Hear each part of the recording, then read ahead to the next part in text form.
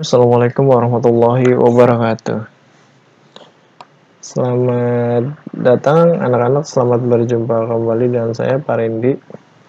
Kali ini saya akan membahas mengenai materi belajar fisika ya, pada bab pengukuran. Namun sebelum kegiatan pembelajaran dimulai, alangkah baiknya kita berdoa terlebih dahulu ya, untuk kebaikan kita masing-masing.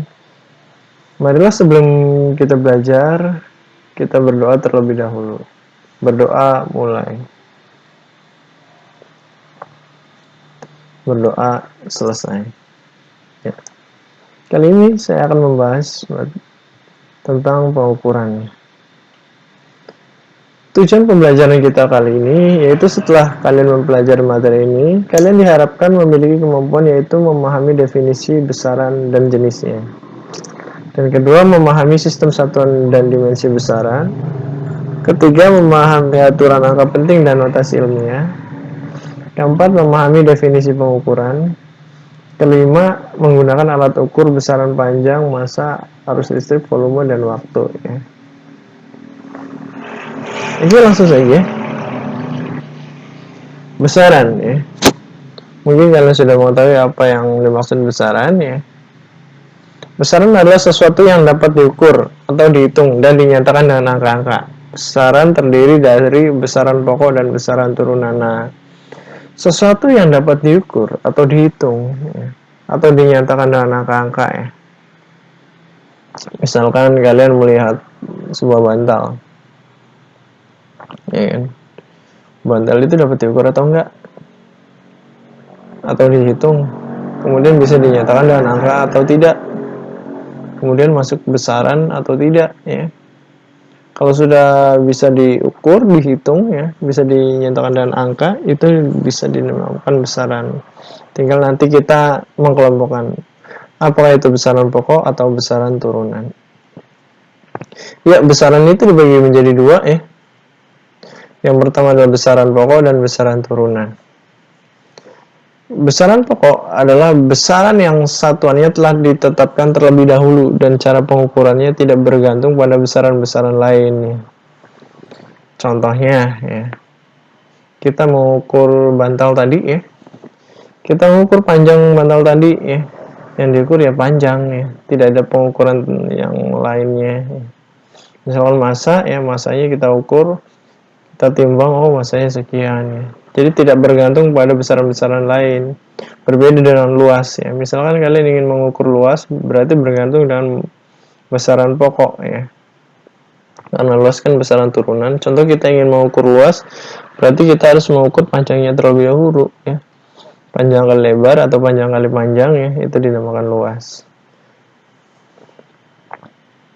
Makanya bisa dikatakan ya, cara pengukurannya tidak bergantung pada besaran-besaran lain kalau besaran pokok, berbeda dengan besaran turunan. Karena langsung ketemu besarannya. Di sini besaran pokok ini ya, dibagi menjadi 7. Yang pertama panjang ya, simbolnya L kecil. Kemudian satuannya meter ya. Setiap kali kalian mengukur sebuah panjang benda ya, satuannya internasionalnya adalah meter ya. Pak, saya mengukur sebuah meja itu dengan satuan cm. Ya, tidak apa-apa ya. Walaupun itu bukan satuan internasional, tapi kalian masih bisa menggunakannya. Kemudian besaran pokok yang kedua adalah massa ya. Massa lambangnya M kecil ya. Kemudian satuannya kilogram ya. Banyak satuan-satuan massa yang sering kalian temui ya, Pak, di tempat saya kok kalau menghitung massa sebuah benda ada yang gram, ada yang ton, ada yang kuintal ya. Ya, itu disesuaikan saja ya. Karena setiap daerah memiliki ukuran-ukuran tertentu, makanya digunakan satuan internasional supaya kita seragam ya. Walaupun berapa saja ukurannya atau apapun ukurannya, nanti kita samakan dengan kilogram. Yang penting nanti ketemunya sama ya. Kemudian yang ketiga adalah yaitu waktu atau lambangnya T kecil ya. Satuannya sekon ya. Mungkin kalian yang sering kalian temui ya, ditanya itu pasti jam berapa sekarang ya, bukan detik berapa sekarang. Sekon itu sama saja dengan detik ya. Jadi untuk menyamakan semuanya jadi detik atau sekon ya. Kemudian kuat arus listrik yaitu I kecil ya, satuannya ampere. Kemudian suhu T besar ya, satuannya Kelvin ya, lambangnya K besar. Oh, kenapa Kelvin Pak? Enggak derajat Celcius ya. Ada beberapa daerah yang cenderung menggunakan beberapa alat pengukur suhu saja. Misalkan ada yang memakai satuan Celcius, Fahrenheit, Reaumur. Nah, untuk menyatukan ketiga tersebut dijadikan satu patokan yaitu Kelvin untuk mempermudah pengukuran dan penyamaan pengukuran ya. Kemudian yang keenam adalah intensitas cahaya atau I besar, satuannya kandela ya. Kemudian yang 7 adalah jumlah zat atau mol. Nah, ada super solusi Kuiper di sini ya, solusi cepat ya. Untuk memudahkan kalian mengingat besar-besaran pokok, gunakan cara super berikutnya. Singkat saja, SMP jiwa ya. Suhu, massa, panjang, jumlah zat, intensitas, waktu, dan arus. SMP jiwa. Nah, kalau S apa? Suhu. M apa? Massa. P apa? Panjang. SMP. Oh, tinggal jiwanya. Jiwa apa? J. Jumlah zat. I. Intensitas. W. Waktu. Dan A. Arus. Lanjut. Besaran turunan. Besaran turunan adalah besaran yang diturunkan dari besaran pokok ya. Contohnya besaran turunan adalah luas, volume, dan kecepatan. Kenapa diturunkan dari besaran pokok ya? Karena besaran turunan tidak bakal mendapatkan nilainya kalau belum ada besaran pokoknya.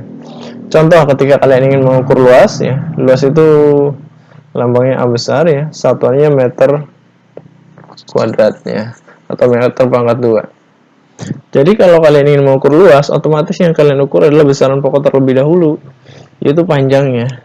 Panjangnya berapa? Oh, panjangnya ke arah kiri sekian, arah kanan sekian, dan akhirnya membuat sebuah, kalian kalikan ya, menjadi sebuah luas. Volume juga sama ya.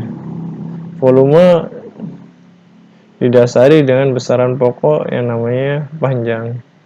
Kalau kecepatan itu didasari dengan besaran pokok, panjang, dan waktu ya. Percepatan, panjang, dan waktu juga, namun waktunya dikuadratkan ya.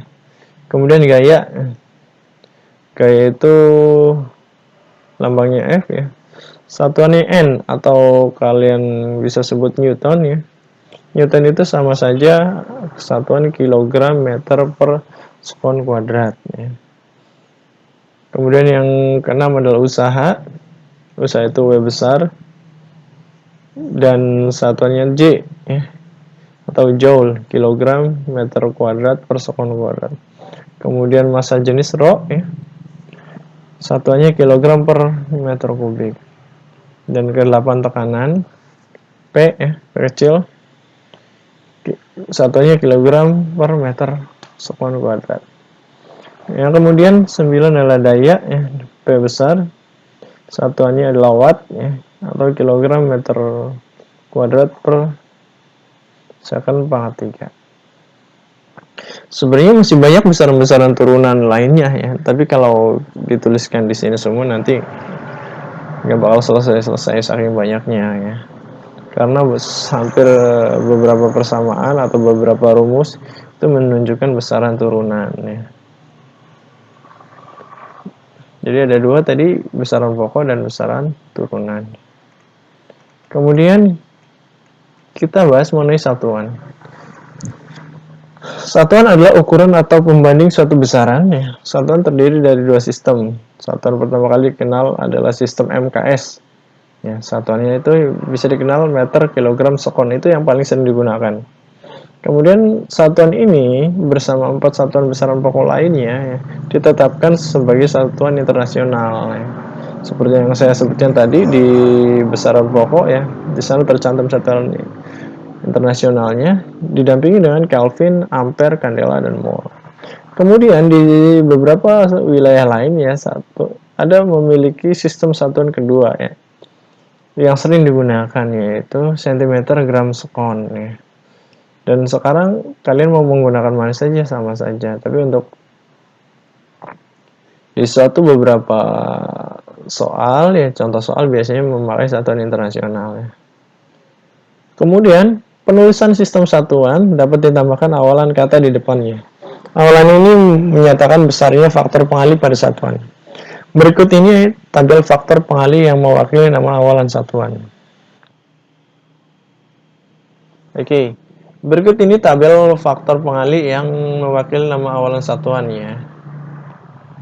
Yang pertama 10 pangkat minus 15 yaitu femto ya, lambangnya F. 10 pangkat minus 12 piko ya, lambangnya P. Kemudian 10 pangkat minus 9 itu nano ya, lambangnya N besar.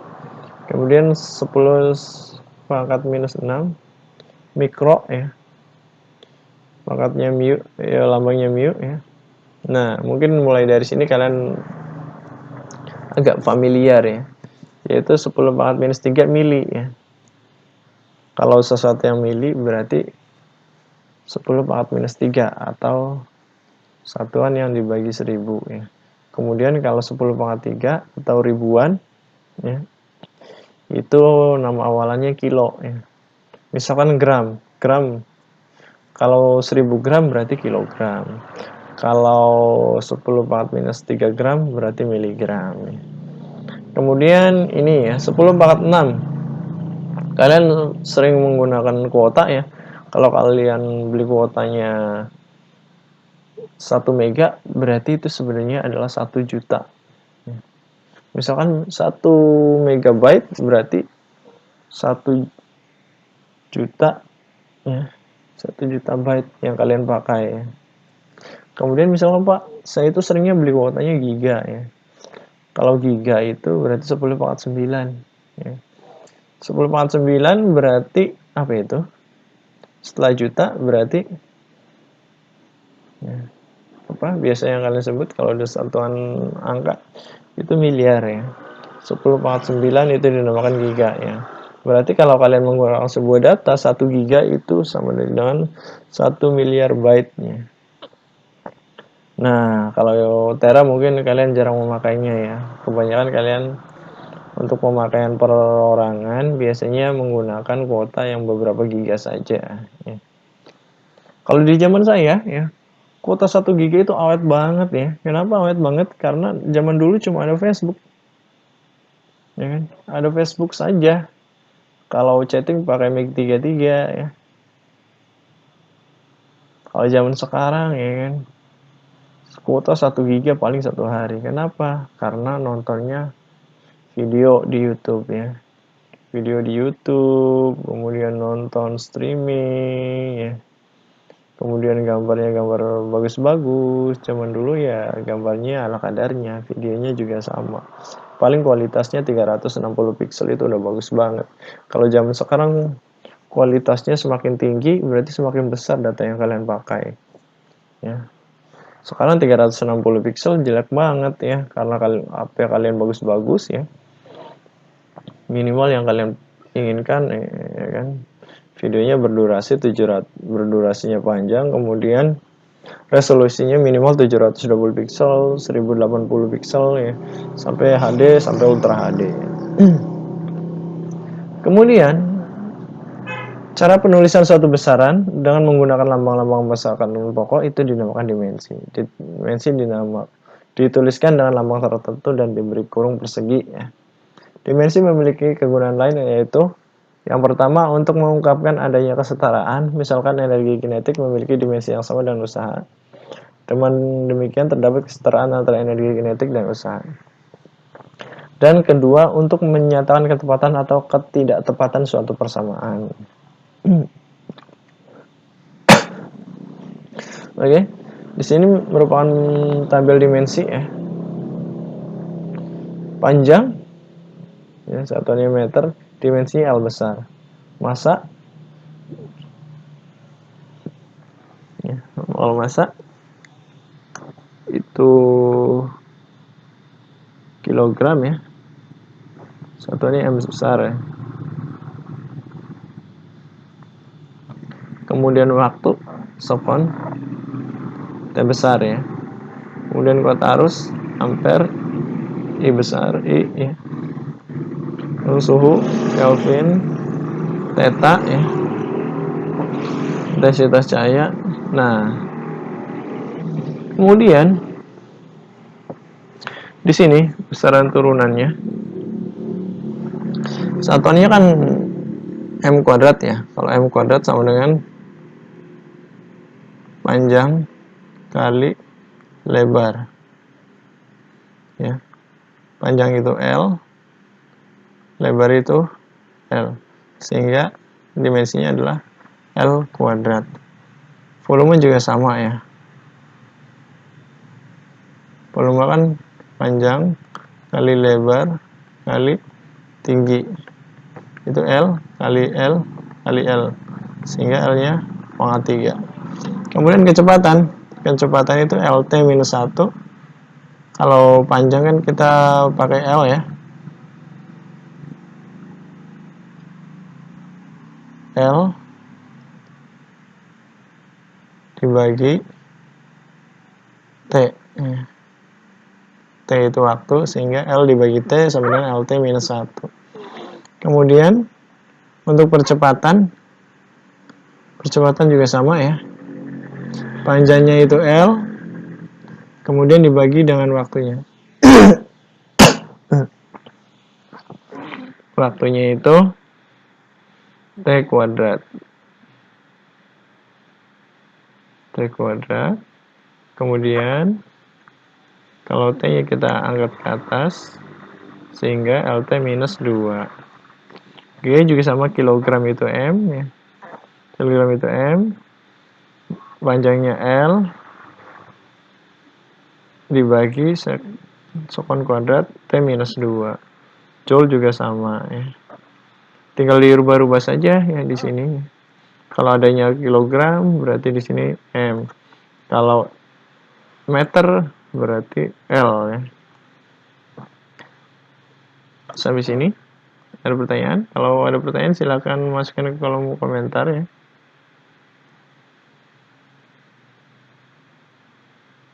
Oke.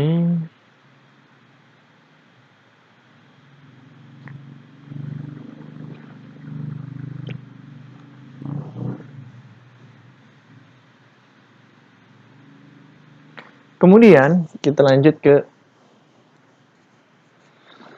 aturan angka penting dan notasi ilmiah. Angka penting adalah semua angka yang diperoleh dari hasil pengukuran yang terdiri atas angka pasti dan angka taksiran. Karena nggak semua ukuran yang kita dapatkan itu selalu benar ya. Jumlah angka penting yang ditulis menunjukkan tingkat ketelitian suatu hasil pengukuran. Teliti atau tidaknya ditentukan dengan angka penting yang terdapat di dalam bilangan tersebut. Untuk menggunakan aturan angka penting, yaitu yang aturan pertama, semua angka bukan 0 adalah angka penting. Nah, contohnya 234,5 gram memiliki 4 angka penting ya. Yang pertama adalah 2, yang kedua adalah 3, yang ketiga adalah 4, yang keempat adalah 5 ini ya. Kemudian 23,578 meter adalah memiliki 5 angka penting sama ya. Yang kedua, angka 0 yang terletak di antara dua angka bukan 0 adalah angka penting. Nah, ini ada angka 0 di tengah-tengah nih ya. Berarti dia menjadi angka penting. Yang tadinya bukan angka penting menjadi angka penting. Kemudian menjadi 3 angka penting ya. Angka 0-nya diapit sama dua bilangan yang lain, berarti walaupun angka 0-nya ada 2, berarti ada 2 angka penting, sehingga dijumlahkan 1, 2, 3, 4, 5, ada 5 angka penting. Kemudian yang ketiga, angka 0 yang terletak di kanan angka bukan 0 adalah angka penting. Kecuali ada tanda khusus, misalnya garis bawah atau ditebalkan pada angka yang dianggap penting. Contoh ya, ini 3000 gram memiliki 4 angka penting. 23,30 memiliki 4 angka penting. 3000 meter memiliki berapa ini? Harusnya 4 ini ya, bukan 3 angka penting ya. Ini 4 ya, sorry, ralat. Ada 4 angka penting ya. Kemudian angka 0 yang terletak di kiri angka bukan 0 adalah bukan angka penting. Nah, di kiri angka bukan 0 itu bukan angka penting ini ya. Contohnya ada angka 0 di depan angka bukan 0, 0,5 berarti 0-nya bukan angka penting, 5-nya angka penting, sehingga 1 angka penting. Kemudian kalau sini 0,07 ini ada 1, 2, 3 ya. Ada 3 0 di sini depan angka 7, berarti cuma angka 7 yang angka penting, yang depannya bukan angka penting. Kemudian semua angka sebelum faktor pengalih pada notasi ilmiah adalah angka penting. Nah, 2,5 kali 10 pangkat 4 gram. Ya berarti depannya adalah angka penting. Semuanya angka ya. Yang dikalikan, misalkan ada notasi ilmiahnya, ini kan notasi ilmiah ini. Itu dianggap angka penting. Misalkan 2,50, berarti semuanya angka penting ini. 3 ini angka penting. Angka penting. Ya. Kemudian ada aturan operasi angka penting, yaitu salah satunya pembulatan. Ada aturan pembulatan, yaitu angka yang berakhiran lebih besar dari 5 dibulatkan ke atas, angka yang berakhiran kurang dari 5 dibulatkan ke bawah. Apabila berakhiran tepat 5 dibulatkan ke atas jika angka sebelumnya ganjil, dan dibulatkan ke bawah jika angka sebelumnya genap.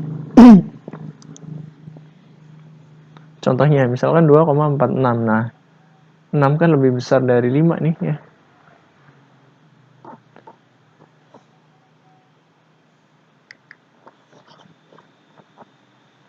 Oke, 2, cek. Contoh.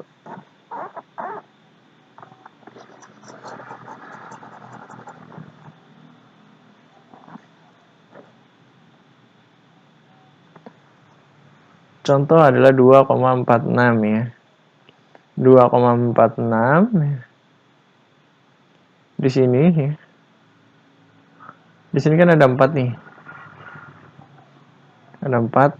Rencana kita akan membulatkan ya, satu angka di belakang koma. Nah, di sini ada 6.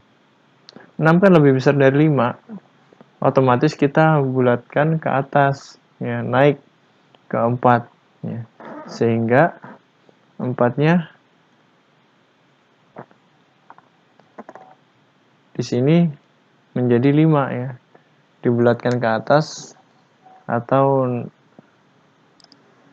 bertambah ya.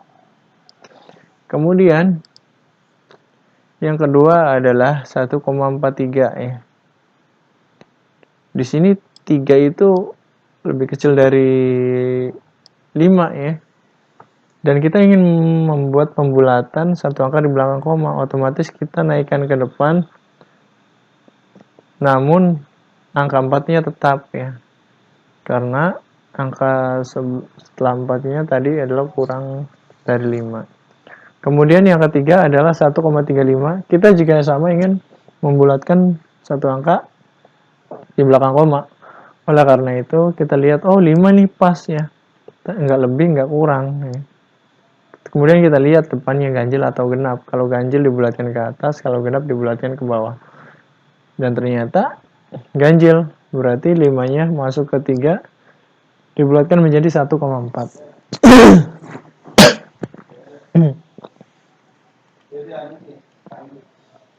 Kemudian hasil penjumlahan dan pengurangan hanya boleh mengandung satu angka taksiran dalam penjumlahan dan pengurangan. Contoh ya, penjumlahan berikutnya 11,27 tambah 12,362 hasilnya 23,632 ya. Kemudian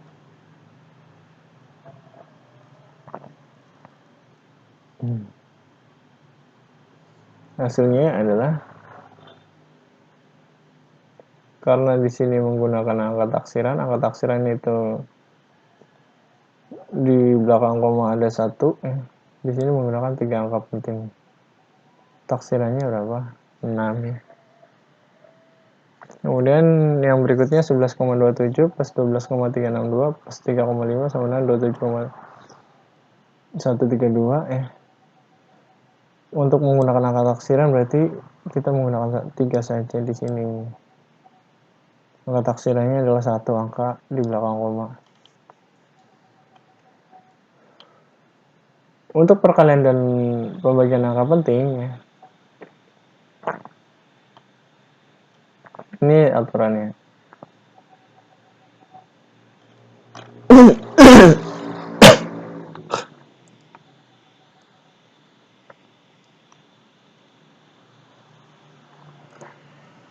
Ya, ini untuk soalnya ya. Bagaimana cara menggunakan angka taksirannya?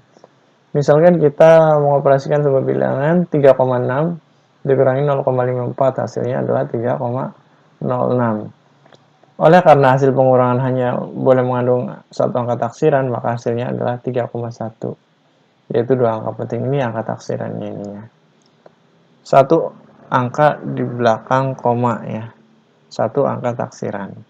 Kemudian yang kedua, hasilnya adalah 23,632. Kalau hanya boleh mengandung 1 angka taksiran, berarti dibulatkan sampai sini, sampai 6 ya.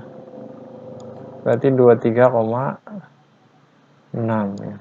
Sehingga mengandung 3 angka penting. Kemudian berikutnya misalkan hasilnya 27,132, masih sama. Misalkan hanya boleh mengandung 1 angka taksiran, berarti dibulatkan sampai sini. 27,1 ya. Kemudian untuk hasil perkalian dan pembagian pada bilangan desimal mempunyai angka penting yang sama, banyak dengan angka penting yang paling sedikit. Namun jika suatu bilangan desimal dikali dengan atau dibagi dengan bilangan bulat, maka banyak angka penting pada hasilnya sama dengan bilangan yang dikali atau dibagi. Jadi, misalkan angka desimal ya. Ini contohnya perkalian antara panjang dan lebar ya. Sebuah plat baja berukuran 1,6 meter dikali 1,8 meter. Berapa luas plat baja? Kita tinggal kalikan. Di sini panjangnya 1,6 meter, punya 2 angka penting. Lebarnya 1,8, memiliki 2 angka penting. Dikalikan panjang kali lebar, 1,6 kali 1,8, sehingga hasilnya 2,88. Karena hanya boleh memiliki 2 angka penting ya. 2,8-nya dibulatkan dari 8, karena 8 lebih besar daripada 5, dibulatkan menjadi 2,9. Sehingga hasil pengukurannya adalah 2,9 ya. Kemudian berikutnya adalah notasi ilmiah. Notasi ilmiah adalah cara penulisan hasil pengukuran dalam bentuk A kali 10 pangkat N. Notasi ilmiah digunakan untuk memudahkan penulisan nilai-nilai yang terlalu besar atau terlalu kecil ya. Tadi kan kita banyak tuh, misalkan 1 juta, 1 miliar kan tidak harus ditulis semua nolnya ya. Di sini disederhanakan dengan menggunakan notasi ilmiah. Contohnya, misalkan ini tulislah dalam bentuk notasi ilmiah. Misalkan ini berarti nolnya kita hitung 1, 2, 3, 4, 5 ya. Ada 5 ya. Kemudian ada 1 ya. Berarti nolnya ada 5, 4.100.000 ya. Kan ini supaya kalian tidak pusing ya. Ini dijadikan desimal terlebih dahulu ya, 4,1. Nolnya berarti 1, 2, 3, 4, 5. Karena satunya dijadikan koma atau desimal ya, sehingga masuk ke sini 6, 10 pangkat 6. Kemudian ini 4100,6 ya. Kalau kalian komanya mau dikedepankan sampai 4,1 ya, berarti notasi ilmiah atau 10 pangkatnya kita hitung 1, 2, 3, berarti 10 pangkat 3. Nah, ini 0,00024 sama dengan, untuk mempermudahnya kita pakai saja angka desimal. 2,4, sehingga komanya mundur ke belakang berapa? Berarti ada 1, 2, 3, 4, karena komanya mundur ke belakang 4, jadi pengalinya menjadi 10 pangkat minus 4 ya. Kemudian yang D itu 0,001034, berarti sama dengan 1,304 dikali 10 pangkat minus 3. Oke. Nah, untuk melakukan sebuah pengukuran ya,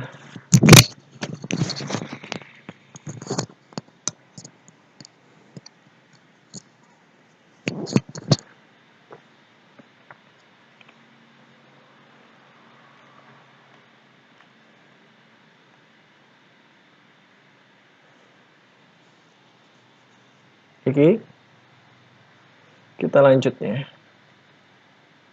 Kemudian yang terakhir adalah melakukan sebuah pengukuran. Pengukuran adalah membandingkan suatu besaran yang diukur menggunakan besaran sejenis yang ditetapkan sebagai satuan. Hasil pengukuran tunggal dapat dinyatakan sebagai berikut. X sama dengan X 0 plus minus delta X ya. Besaran fisis yang X itu besaran yang diukur, kemudian X0 itu hasil pengukuran yang terbaca, dan delta X adalah ketidakpastian atau setengah skala terkecil alat ukur. Yang pertama adalah biasanya pengukuran panjang.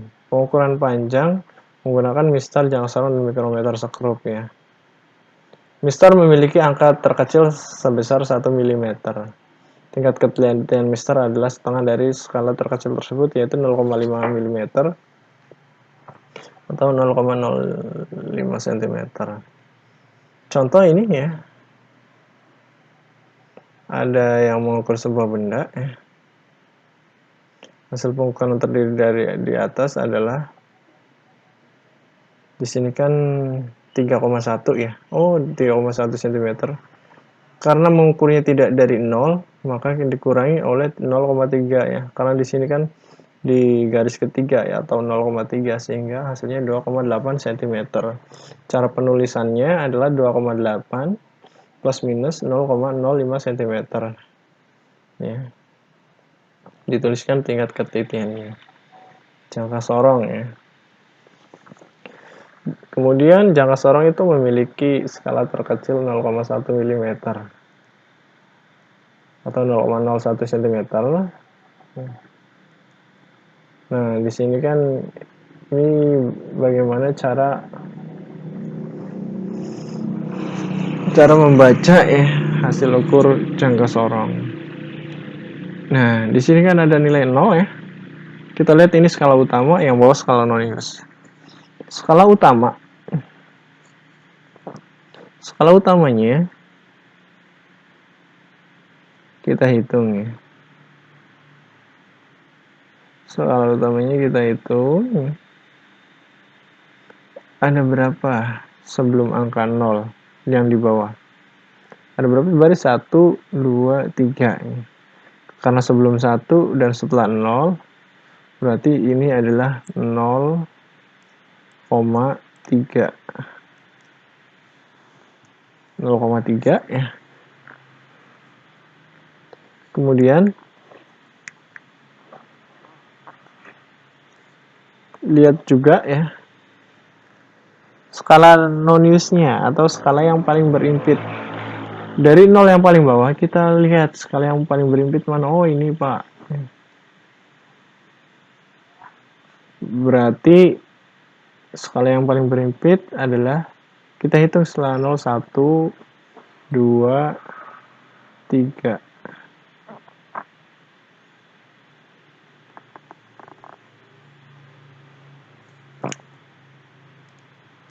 Oke, sorry. Skala yang berimpitnya di sini ada di baris 03, sehingga kalau kita hitung berarti 0,3, tambahkan saja 3 di belakangnya, cm. Ini rumus tercepatnya. Kalau kalian pakai rumus ini nggak apa-apa. Kemudian yang ketiga adalah mikrometer sekrup. Micrometer skrup sama ya, terdiri dari skala utama dan skala nonius ya. Misalkan di sini skala utamanya kan 3,5 ya. Kemudian skala noniusnya ini ada di angka 12. Berarti 3,5 ditambah 0,12. Sehingga 3,62 ya. Untuk pengukuran massa ya, di sini ya, massa biasanya diukur menggunakan alat ukur neraca atau timbangan. Nah, ini biasanya yang sering digunakan ya. Kita lihat lengannya saja ya.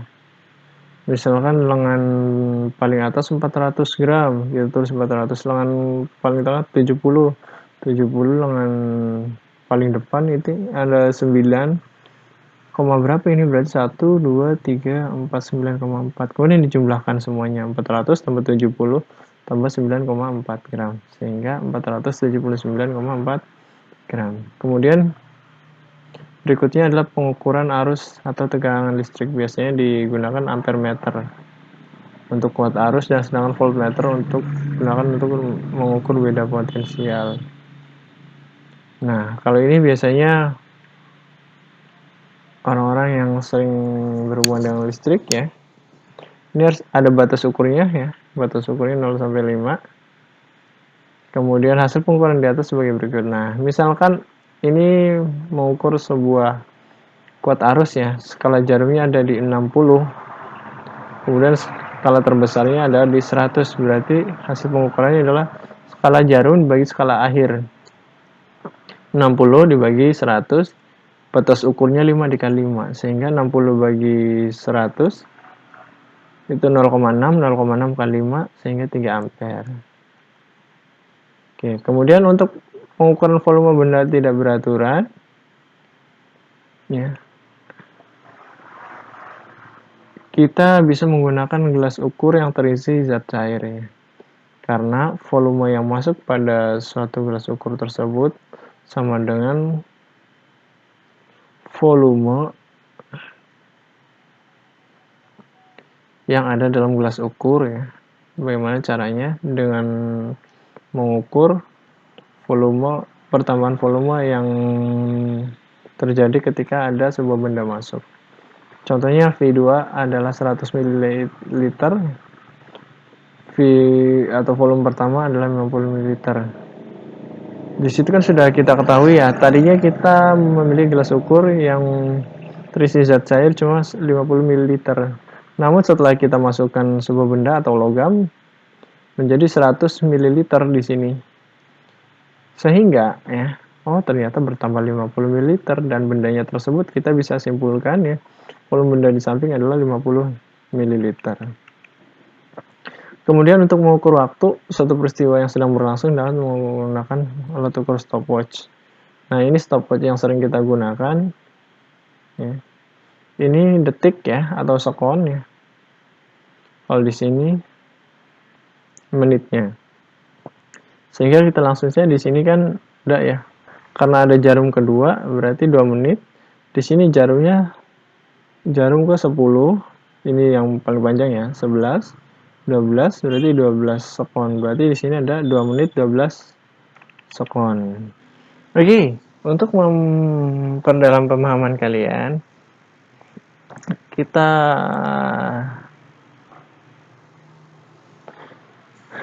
coba menggunakan alat jangka sorong ini. Jangka sorong ya, alatnya kurang lebih seperti ini. Misalkan ada sebuah benda ya, kalian masukkan bendanya di sini, otomatis geser jangka sorongnya ke sini ya. Nah, ketika di zoom, ini hasil pengukuran seperti ini. Kita sama lihat ya, ada angka berapa di sebelum angka 0 di paling bawah. Ini skala utama, ini skala nonius. Ini ada 3 ya. 3 di sini ada lebih 1 garis, berarti 3,1. Kemudian kita lihat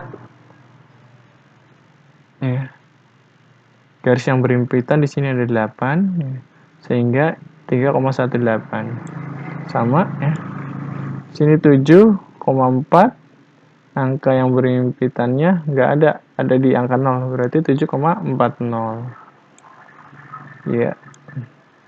Lagi di sini angkanya 2, kemudian garis setelah 2 ada 1, 2, 3, 4, 2,4.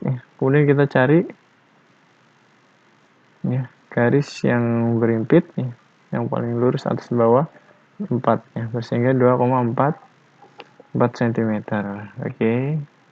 Nah, ini adalah simulasi micrometer screw-nya. Micrometer screw ini alatnya kurang lebih bergambar seperti ini. Ini alat yang ingin diukur ya. Dan ini skala putarnya. Kita langsung saja contohnya. Kita putar. Ya. Kita putar. Nah, ini kan di sini terlihat di skala utama menunjukkan angka 9 dan di skala nonisnya menunjukkan, nah di sini kita cari yang paling lurus ya. Di sini ada garis setelah 20 satu garis. Berarti 21, berarti alat ukurnya menunjukkan 9,21 mm. Kita putar lagi. Ya. Di sini skala utamanya 8,5 tapi melewati, ya berarti 8,5 dulu kita simpan ya. Kemudian garis yang terlurus di sini ada di angka 25 ya, berarti 8,5 ditambah 0,25 sehingga 8,75. Satu kali lagi. Kita putar set. Nah, karena di sini pas di angka 8 berarti tidak ada setengahnya ya. Jadi 8,0 di sini ada di angka 2 sehingga 8,02 ya.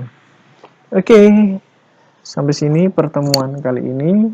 Kurang lebihnya saya mohon maaf. Apabila kalian ingin bertanya silahkan tulis pertanyaan kalian dalam komentar ya. Jangan lupa ya, bagikan video ini ke teman kalian. Jangan lupa subscribe juga, komen juga, dan bunyikan tanda loncengnya bila kalian perlu ya. Oke, pertemuan kali ini saya akhiri sampai di sini. Kurang lebihnya saya mohon maaf. Wabillahi taufiq wal hidayah. Assalamualaikum warahmatullahi wabarakatuh.